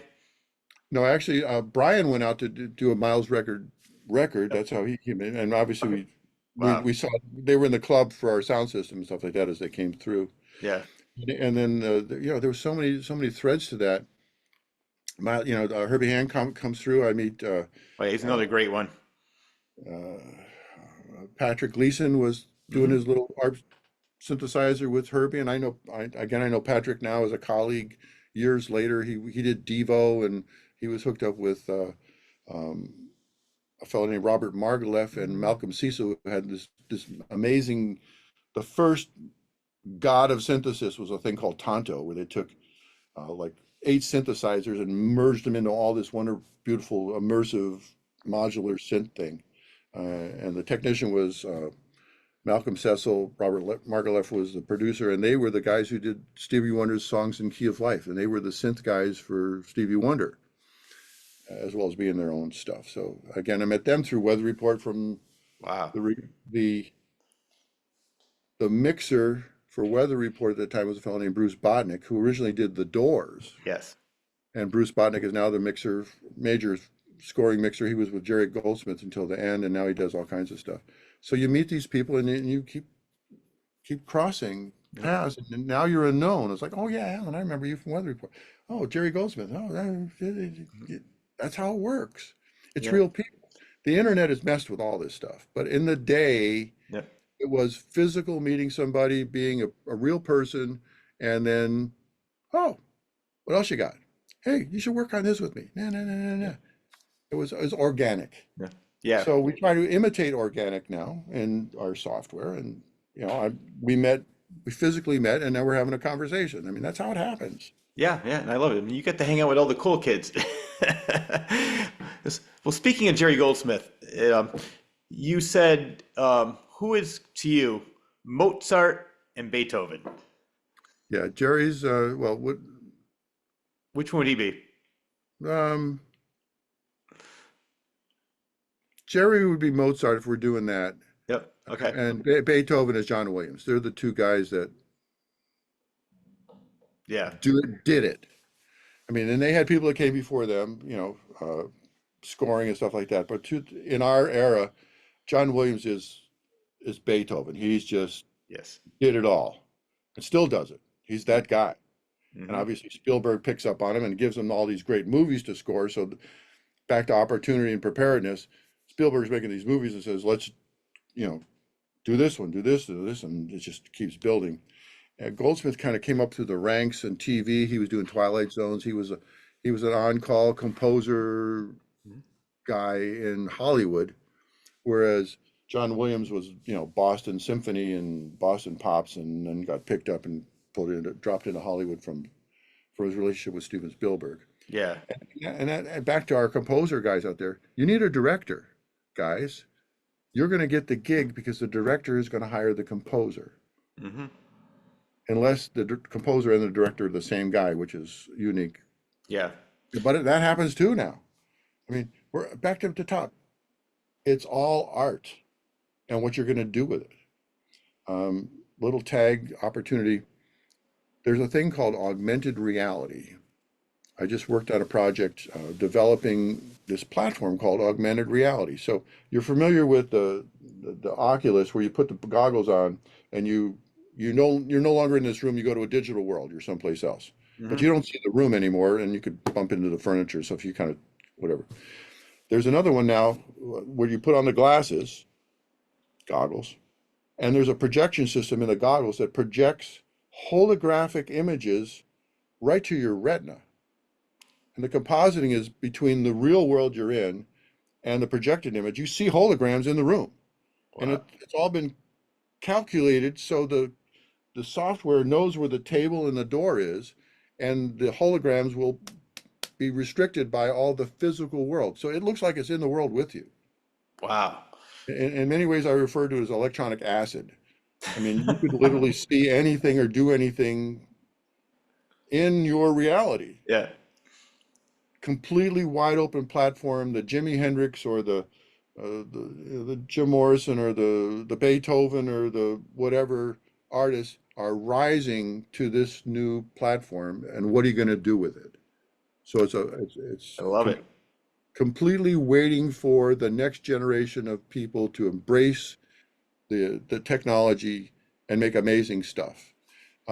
What they're doing with it now, there is some video game stuff, but it's a little no nobody's really stepped into that arena. But they're using it for medical right now, for doctors and hospitals. They're using it for engineering. Like jointly, we can all see a motorcycle in front of us that's not there, and we can talk about moving this and whatever, and design things in virtual reality. Yep. Law enforcement, same thing. The, a fire department, they could have the goggles on, and even though the room is full of smoke, they could see where the windows and the doors are Yeah. accurately. It's all projected, so it's a completely brand new technical platform. It'll roll out for the next decade of what do you do with it?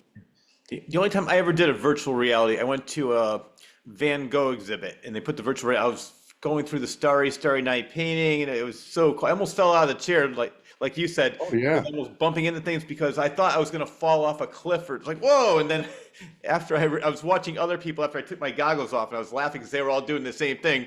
yeah, It's amazing. I love that technology and how they use it. But that goes even further. What you just explained. yeah. It's another layer on top of one. When you go to someplace else, now you stay where you are and bring all that into the room with you or Yeah. wherever you are. Yeah. So it's the technology is amazing. Back to the top, art is a communication. What are you going to do with it? Hmm. You can tell people don't step off the cliff. You can tell people that the stairs are there. You can't see them. You can tell people that. I mean, imagine you're in a medical situation and you're getting chemotherapy. This is not fun. Yeah. Right? While you're doing that, you can go someplace else and be in Hawaii on the beach while that's all happening, and that's a healing thing. And back to the music and the frequencies and all this other stuff. Hmm. Uh, is going to be added to what medicine does and healing and our minds and education. I Yeah. mean, you know that all of MIT's curriculum is available for free online. You don't need to go to MIT anymore. Hmm. You just have to do it. Yeah. You have to invest your time and your knowledge and your desire to learn into all this knowledge that's available. You just got to pick it up, scoop it up, and it's yours. Well, I think that was the major part is where instead of scrolling through YouTube, I mean, not YouTube, scrolling through Facebook or Instagram for 6 hours a day, go onto that, learn something, do something else instead of, I mean, like I was saying before, technology can be used for great things like that, but then other people just, to me, waste it by just, like I just mentioned, like Oh yeah. spending 6 hours a day. Oh, wow, look at this, look at that. And then next thing you know, it's 10 o'clock at night and they started at 6 in the afternoon. So it's, Yeah, well, in the technical business, you're competing for people's eyeballs. yeah. You want them to look at what you have versus all the billions of other things that are out there. Yep. Uh, it's a choice, Yeah. you know. Yeah, it's funny. Are you familiar with the periodic table of elements and the initials Oh, come on, don't freeze. for gold is called AU. I refer that AU as attention units. Hmm. Your goal is your attention. And what you give it to, what you do with it is yours. Yeah. And you can give it away or you can use it. Um, you can waste it. You could grow on it. I mean, your attention is yours. That's the gift of being in this three-dimensional biointerface, sitting on planet Earth, having time to experience this third dimension, whatever it is. I love it. Now, I want to go back to your music for a minute because I live in Connecticut and there's a Sure. studio named Red Room's Recording Studio and it's completely analog. And I know that I've heard you mention that some people have asked you to do film scores in analog only. Do you prefer digital or analog and why? Well, the digital is much more convenient. Yeah. So back to the sense, this mini Moog plays one note at a time. But now there's software that imitates the mini Moog and it can play 32 notes at a time. Hmm. So back to the layering and the digital amplitude, and it's pretty darn good. However, back to the analog, there's a discovery of twisting knobs and the subtlety of making things in analog, and they get warm and they go a little out of tune, and they're living, they're part of physical reality instead of part of a digital photography of reality. So yeah, actually three directors have come through and said, I want you to do an analog synth score for me. Use the old machines, do what you used to do with John Carpenter for me. Hmm. So it's a director directs me to do that. I'm glad to do it. Now the computers are involved now. So what used to be a tape recorder is now a computer. Hmm. So the analog synthesizers are still played into a digital recorder and further manipulated digitally. And there's software for other synths that I can't afford or don't exist that are now in software, and I use them too. So it's hybrid. It's not pure. Yeah. Yeah. I know my friend who owns that studio said some bands they do it digitally, but they said, can you make it sound analog? They like the sound of analog better than they do the digital. And Oh yeah. yeah. And there's software that does that now. Yep. Well, that's what So he was saying. They have that. Yeah. Then I'm yeah, going and just a little tag on that. Yep. So XYZ watching this, you want to be a musician. You are a musician. It's not a wannabe. You already are. Hmm. Or you want to just be an artist. You want to make movies or whatever. Because of the technology, I encourage you to learn all the software. So as an example, you want to write music. Being a film composer is challenging. But if you want to be a video game composer, it's more challenging because it's technically layers of more things to know, and there's software to learn. But if you learn that software, that increases your skill set. Hmm. And I can tell you right now, with that skill set, especially in the world of sound design, there are now technical sound designers for video games. You can go to LinkedIn right now and you can see jobs, real jobs that pay $150,000, $175,000 a year for you to do that job. Instead of being a struggling artist in your van living off of beer and pretzels, you can get a job and get married and have a career Hmm. if you learn this stuff. So I say, look at it. It's a real thing. That saying, knowledge is power. That's a Yep. perfect example of that. Hmm. I want to go to your days as an ARP rep and then going to ARP school Sure. back in the 80s. Let's talk about that because I found that interesting. Well, as part of my journey, I told you when we were doing weather report, and I had a job in a music store, Hmm. whereas Brian didn't, so he went out. So I was at this place called DeFiore's Music. It was sort of like the Sam Ash of Cleveland. It was where the owner got it. And he started, instead of violins and drums, he started getting in amps and guitars and synths and all this other stuff. And he had a repair shop in the basement. And I originally went down there fixing guitars, hot rodding old guitars by putting humbucks in and repairing things. And next to me was a fellow named Dave Yost, who understood all the technology. He actually could do the circuit boards. And Dave encouraged me to learn about this stuff. And so Dave Yost and I started a thing called Pi Keyboards and Audio, back to the Pi thing. Hmm. So we were sort of we broke away from being a music store and we were like the equivalent of what you see GC Pro, Guitar Center Pros. So we had the tape recorders and the synths and the speakers and all this stuff, and no more violins and drums. That was something else. And so being part of Pi Keyboards and Audio, I then went to ARP school to learn how to work on ARPs. Uh, great, great experience. I know I was never that technical, but I was technical enough to open it up, know what things were, and get the soldering gun and fix things and change pots and repair it. And that came in really handy when I was out with Weather Report because we had two ARPs on the road. So I actually got into those things, and even they were never designed for the road. I modified them to be work better on the road. For just a funny story, one of the complaints about analog synthesizers is they always are out of tune. Mhm. And you go, well, why is it out of tune? I looked at it very carefully, and actually, this was a clue I got from Malcolm Cecil. I mentioned him in Tonto. Yeah. He had this giant synthesizer, and the first time I went in there, I'm going, how do you keep all this stuff in tune? He goes, oh, it's the power supply. And he had this big honking DC power supply to run the whole thing.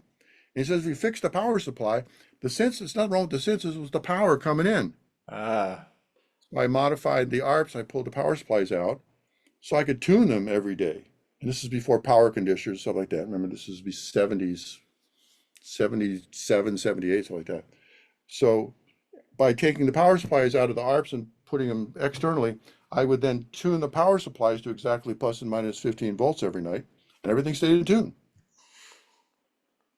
And at the same time, there was a transformer in there, used to give them the reverb, so it made the ARP super quiet. So I would modify things, I'd play with stuff.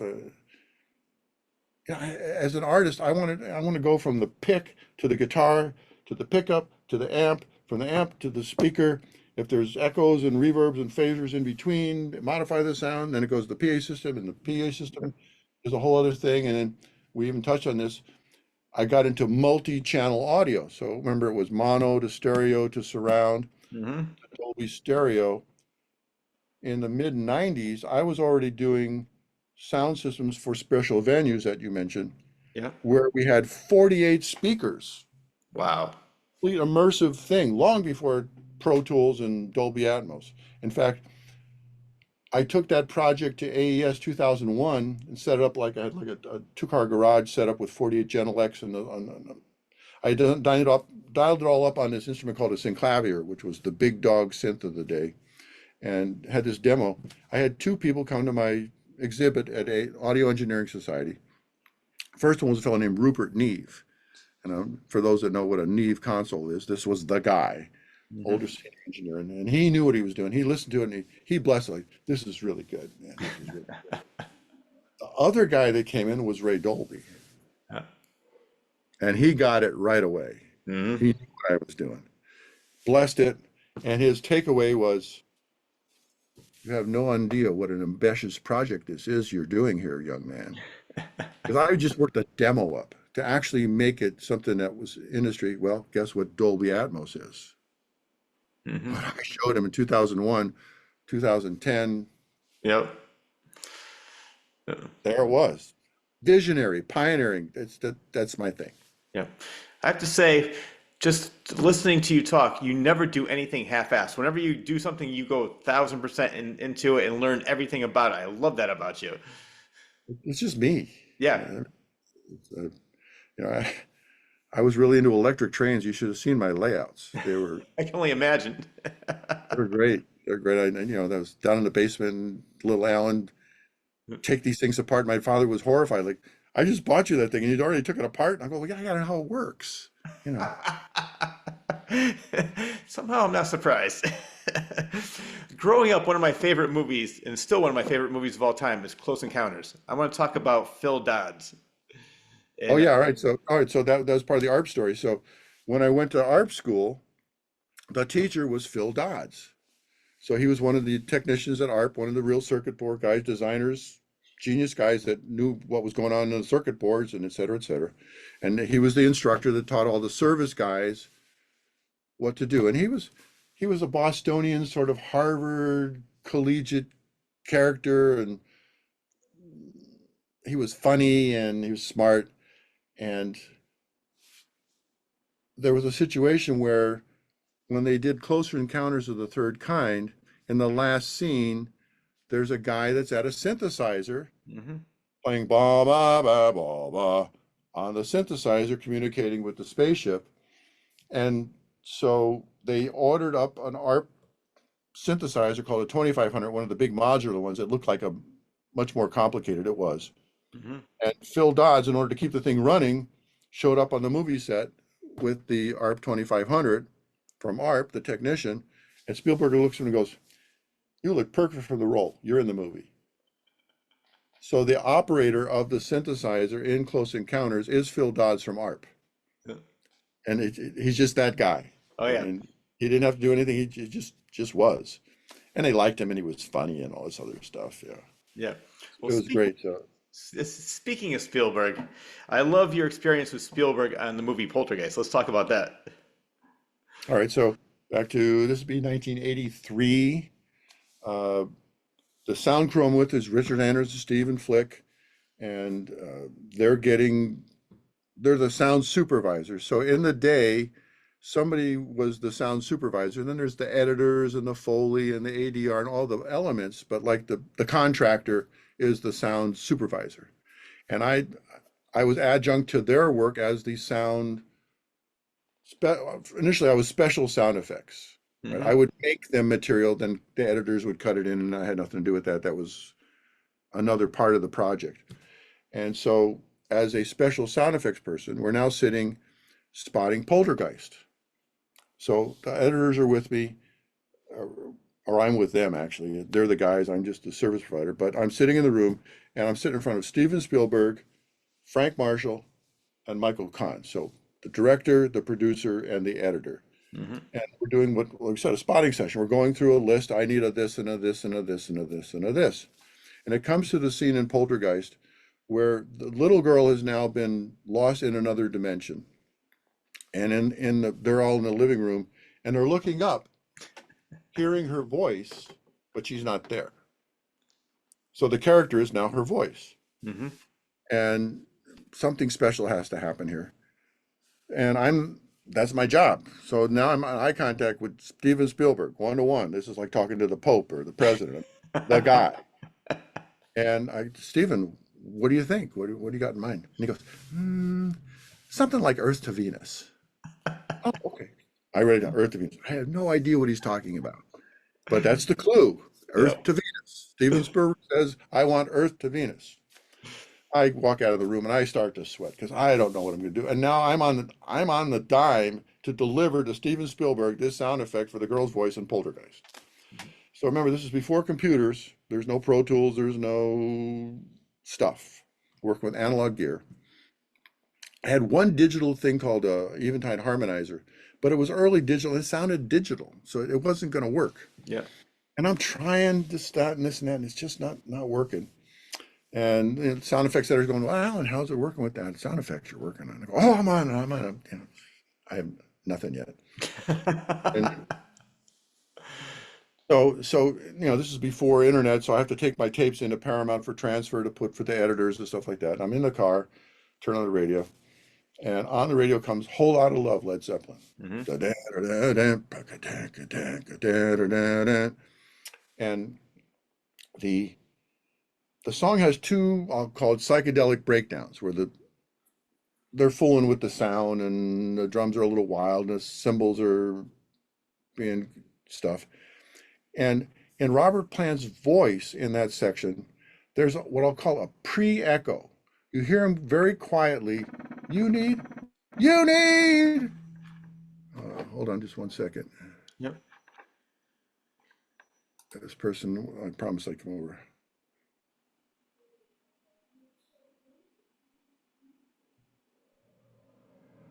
And let me get back to our meeting. I lost my part here.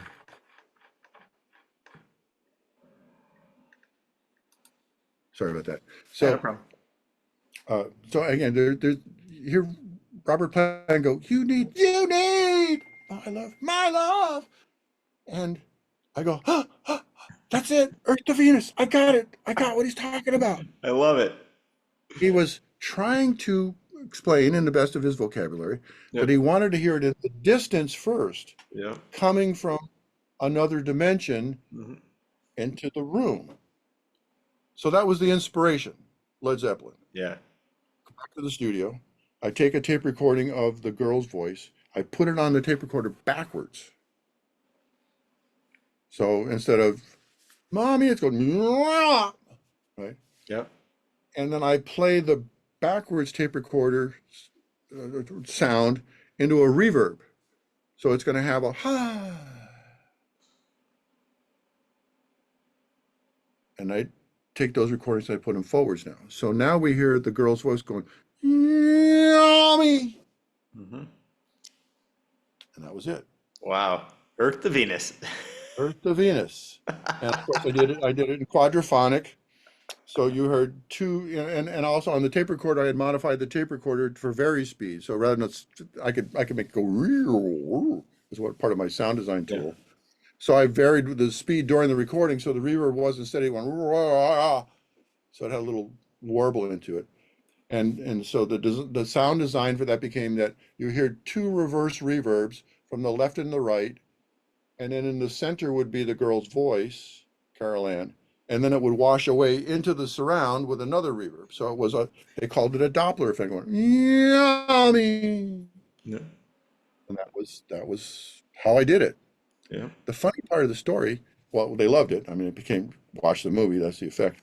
But in that design, in the Star Wars, maybe not the latest one, but wherever Ren and Han Solo's son are communicating telepathically, Hmm. same effect. Wow. That Once again, established pioneer. that's how you do it. So I pioneered the solution, and now it's just part of a standard sound effects toolkit. That's what you do. You're always at the forefront. I love it. Pioneer Alan Howarth. Another scene in that movie that I was interested in talking about was the scene where the tree attacks the boy. And how'd you Okay. have that effect? What'd you do for that effect? All right. So in the scene, the tree is now animated, and it's reaching through the window to try to grab the kid. Yeah. So what does that sound like? My thought was, I have this cello with a Barkasberry pickup on it. It's like not acoustic. It's a thing that's gripped onto the bridge to hear the mechanically listen to the cello, not acoustically. And so with the Barkasberry, I was very mean to the cello, and I took the cello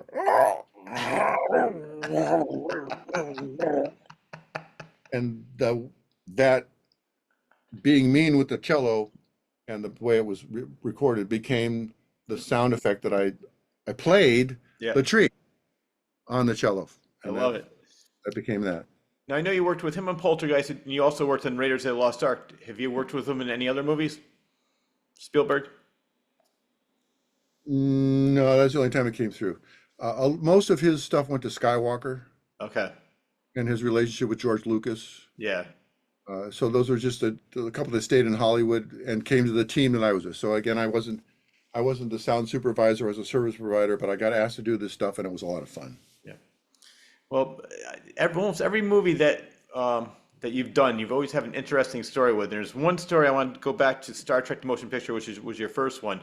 I want to talk about how the stress you had getting this movie ready for NASA. So Star Trek: The Motion Picture is my very first movie. I've never been in a movie before. That particular movie had a huge special effects list. They hired a fellow named Robert Abel, who was very talented, but he was a small shop. Hmm. And the visual effects were getting, it was clear after his first deliverable that he wasn't going to be able to do 250 shots.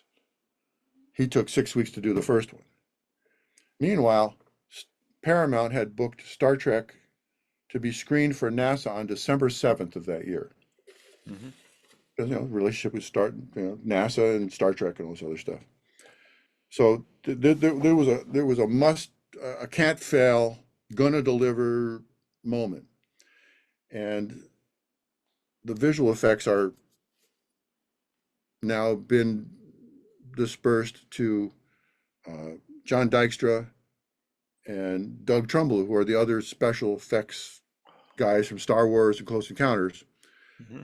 Effects people are going 24/7, blank checks. Just it doesn't matter the cost. We got to have it. Got to have it. Robert Wise is melting down over all this stuff, which is another whole thing because here, I remember I walked into the dubbing stage near the end run to remember sound's the last thing up, Yeah. so the crunch is really on.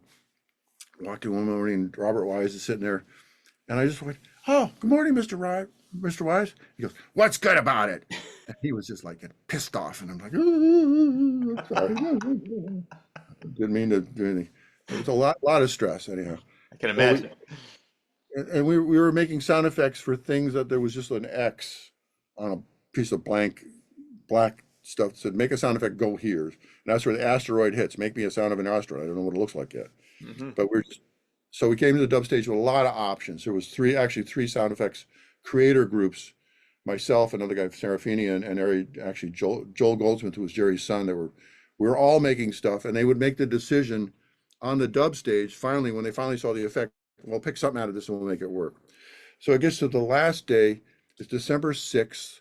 We're in the last reel of sound mixing, and literally it's late, and there's a guy from Dolby that waiting to just grab the mag because it has to go from mag to optical Hmm. to be projected in the theater.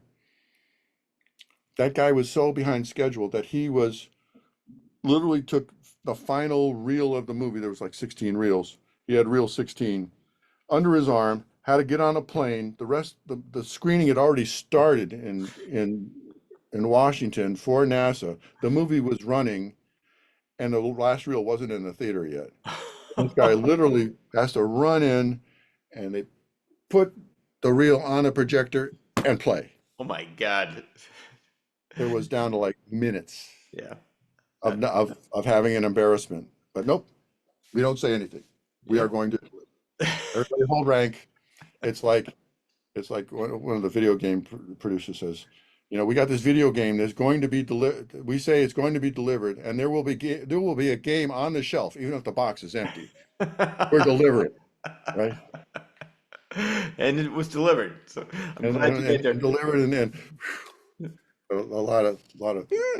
So after that, nothing freaks me out. That was the most freaked out I ever got on my first gig.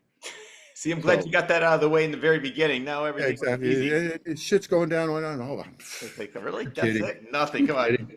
What are you freaking out for? I've seen worse, right?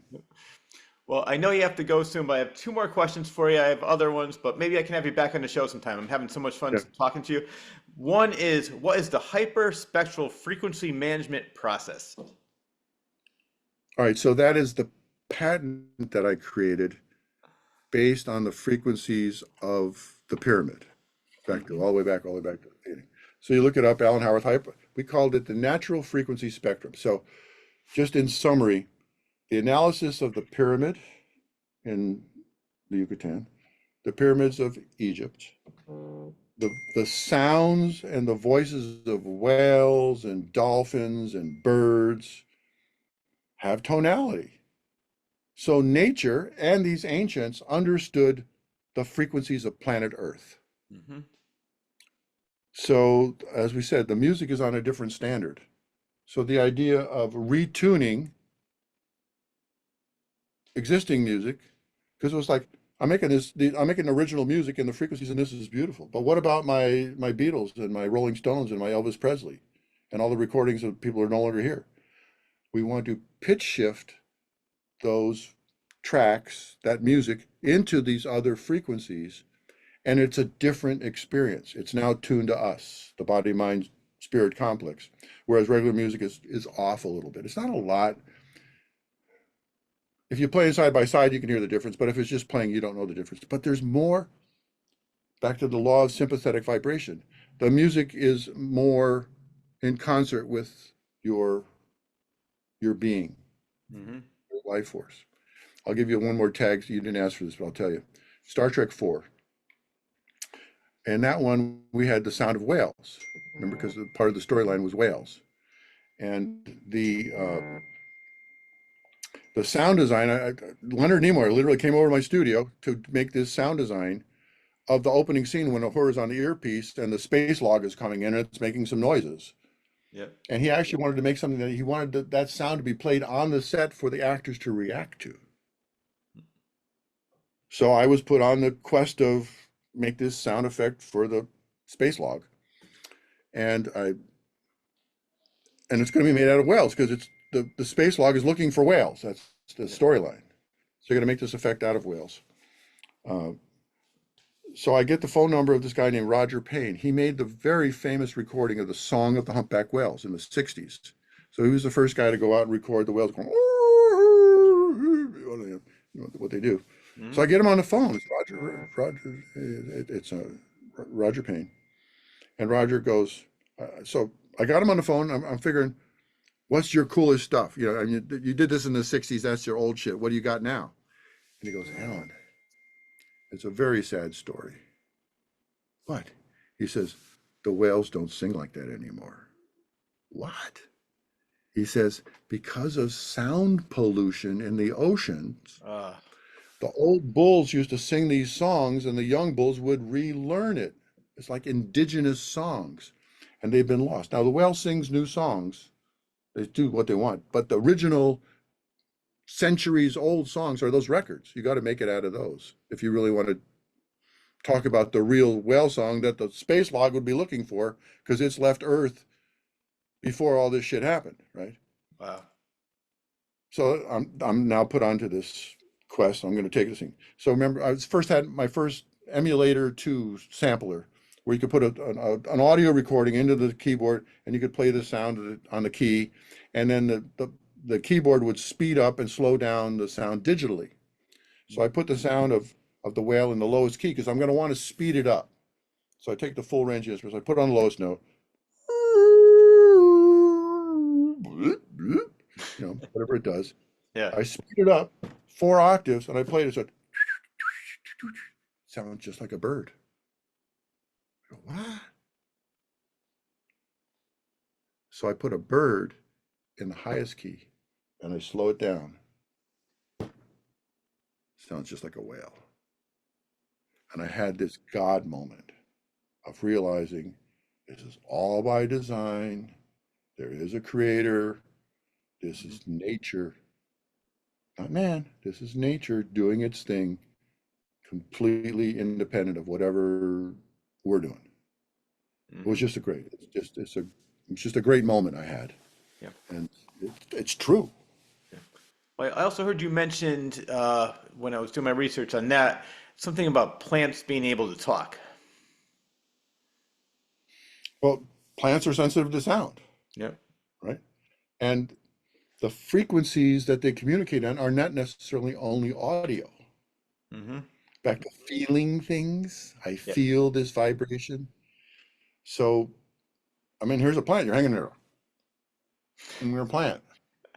You sense all this stuff. You got nothing else to do but sense. Yep. And they definitely, well, they respond to sound for sure.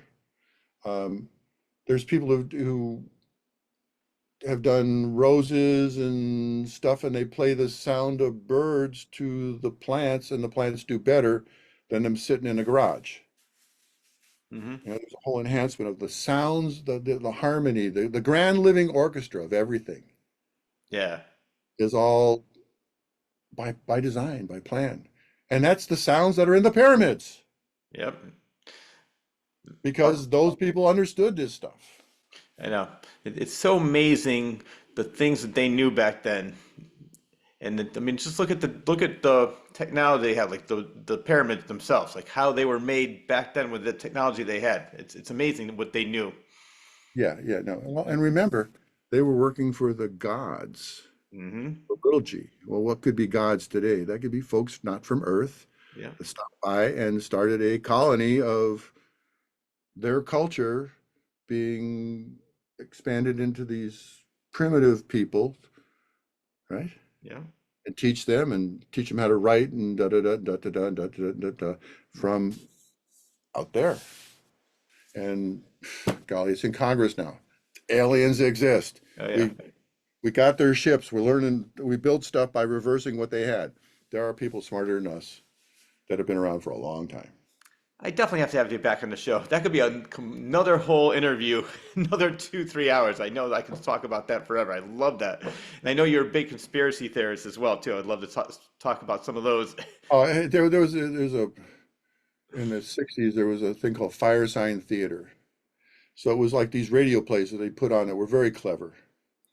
And the title of one of the albums was Everything You Know Is Wrong. That's what we got going on right now. You have not been told the truth. You've been manipulated. Well, you are a pioneer. I'm sure you're going to be the first one to tell us everything that's going on because you're. I'll tell you what I know. There's another thing about knowledge. The more you know, you realize how much you don't know. Mm-hmm. When you think you're that smart and you got it down, Yep. you are just like not paying attention. Yep, very true. Well, before we go, I have one last question, and I want to talk about Magic Leap. Okay, well that we touched on. Magic Leap Okay. was the augmented reality stuff we talked about Oh, earlier. okay, yeah, the virtual reality. That's it. Yeah, that Okay, yeah, was yeah. I that's I didn't name Magic Leap, but that was the pioneering project I was on. It was so much fun yeah, to pioneer the sound for augmented reality. So yeah, if this water bottle is making a sound going bloop, bloop, bloop, bloop, and I move it over here, it's going to move spatially from here to here.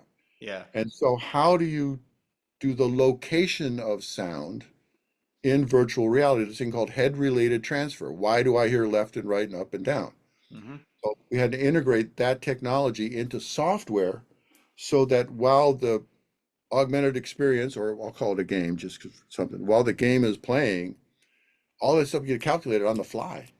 Hmm. This character goes from here to here and up over me, and are there bullets flying, or there's fire coming at me, or there's water washing over me? What does all happen? And the technology had two little speakers right at your sideburns. Not we didn't want to put something in your ear and block off the real world. You had to hear the real world, and another layer of augmented reality had to be put on there. So this whole development was way fun, way fun. Yeah, it sounds like it. Sounds like a really great time. Speaking of fun, because one of my all-time favorite filmmakers going way back to the 80s is Sam Raimi. Sam Raimi, John Carpenter, I love all of them. And I love Bruce Campbell. So it must have been a blast working on Army of Darkness. I can only imagine. Yeah, so Army of Darkness was a lot of fun. Bruce Campbell was hands-on. He brought in his tapes and he had his sound effects library and was involved in the audio track all the way through. Whereas Sam was the visual guy and he was involved with a company called Intravision, which was all this layered projection on top of a projector with a projection to put the multiple Bruces and the other stuff. Yeah. And that was a somewhat protracted post schedule because of the visual effects. Back to the same thing we talked about. The visuals are the more expensive and take more time than the sound. Yeah.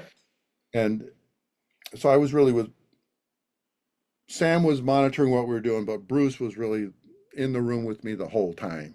Yeah. I mean, we were on the dub stage, and Bruce would say, "Oh, I got one more. I got to do right here." And when they stopped the whole dub and pull out a microphone, and Bruce had to put one more noise in Yeah. for his part. I mean, Yeah. they're all fun guys. They were really fun guys, and this was before they became super famous. So Yeah. Well, it's funny. I met him when he was promoting Army of Darkness. So it was either late '89 or early '90, and it was a Fangoria convention. This was before Chiller, or maybe they had Chiller, but I was Fangoria. They got rid of that one. But Bruce Campbell walks out of the elevator, and I was just joking around. I'm like, "Hey, Bruce, man, how are you? Are there any parties?" He's like, "Yeah, man, just go to the 12th floor. I can just tell him you know me. Don't worry about it." So my friends and I went to the 12th floor. There was nothing on that floor. I think it was just all janitor closets, something like that. So the next day, I gotta send you the picture of it. So I said, "Hey, Bruce, thanks for the party." He goes, he had his wife or girlfriend. He goes, "Honey, that's the asshole I was talking about last night." So I have a picture where I'm choking him, and the shirt says, "See you at the party, love Ash." He had such a great sense of humor, and he was hilarious the whole time, just like he was in the movies. That's what he was in real life to me, like meeting him, and then you got to work with yeah, him. So I love it. and as a director, you hire Bruce to be Bruce. Yes, exactly. And But it worked very well for him. that character is who he does best. Yes. Yeah. To ask him to play a role and be King Henry the Eighth, you would have a Bruce Campbell doing King Henry the Eighth. He wouldn't just be able to turn all that shit off. That's No. him. Oh yeah. Now, even doing his TV shows and everything, you always see Ash, a little bit of Ash in everything he does. So I definitely, and Bubba Hotep, same thing. Yeah. Well, I have one last. That's why you got him instead of somebody else. Good. No, I was gonna say one Yeah. last question for you. What advice would you give to up and coming musicians? We touched on this earlier. Yep. Don't give up. Never give up. Learn the tools, Yes. right? Learn all the software because there's a job doing that. And YouTube is your friend. Yes. So if you want to score movies, well, just take scenes from movies and rescore them and put them up on YouTube with your new music. I love that. That's a great idea. Just do it. I mean, Exactly. filmmakers come up to me in these horror movies and go, well, I really want to make movies. And I go, you got an iPhone? He goes, well, yeah. I says, that's all you need. Yeah. Filmmaker. I want to see your movie next year. Make it. And what I love about that, what I love about what you do now is I know that you work with independent filmmakers as well. So they can reach out to you on your either through email, website, and say, I would love for you to explore my movie, and you're open to that. Yeah, I'm open to it. I mean, not going to work on something I don't like. But if you are super talented, you're the next Spielberg or George Lucas up and coming. Let's talk, okay? All right. Well, hopefully there's another Spielberg on there. Oh, there's going to be plenty of them. Yeah, definitely. Yeah, they're just not found yet, or seven. So. Well, they're still figuring it out. They're just gotten done with high school. They're finally discovered, got their attention what's in their pants off, and they're thinking about something else now. Exactly. So. Once again, it was so great to talk to you. I definitely have to have you back. We'll talk about UFOs, conspiracy theories, all that fun stuff. So what's next for you, and where can people find you? AlanHowarth.com is my main website, my name. There's another subset about this period frequency stuff called naturalresonance.net. Couldn't get the .com, it was expensive. Natural Resonance. So those are two places to kind of follow me. And then I have Alan Howarth official YouTube channel. I got stuff up there. Oh, yeah. Actually got a bunch of videos coming up. And one thing I just did, which was a lot of fun, I'll throw this out there. I just did a talk at Musicians Institute, back to that for other people. And that went really well. I could see being a guest lecturer for film departments and music departments across the universities and doing real one-on-ones and spending time and get to talk and share stories. Wow, that'd be great. All right, Alan, so great to have you on the show. And I'm definitely going to get in touch with the person for the Strand Theater in Connecticut. I'd love to have you there. Her name is Anna Fanata. Her husband's name is John. I know them well. I'm going to talk to them, and I will send you some information, and we'll get you two in touch. And do an intro email. Hey, Alan, hey, Anna, you guys need to talk. Then we'll most get definitely. All right. Well, I will talk to you soon. And that wraps up the latest episode of The Claw's Corner. A huge thanks goes out to music composer, sound designer, and producer Alan Howarth for taking time out of his extremely busy schedule to be a guest on my show. I also need to thank editor extraordinaire John Bristol of the award-winning Elmwood Productions for always doing a superb job editing this show each and every week and making it available to all on YouTube. I am also extremely grateful to Joseph Timothy Quirk and Rob Bull for all they do to make my show available on several Connecticut radio stations, as well as Spotify, iTunes, Amazon Music, Audible, and iHeartRadio. A big thanks also goes out to Al Coles for airing my show and many of his cable stations to help me extend my audience. And lastly, but definitely not least, I need to thank you, the viewer, for always tuning in. Enjoy your day, everyone.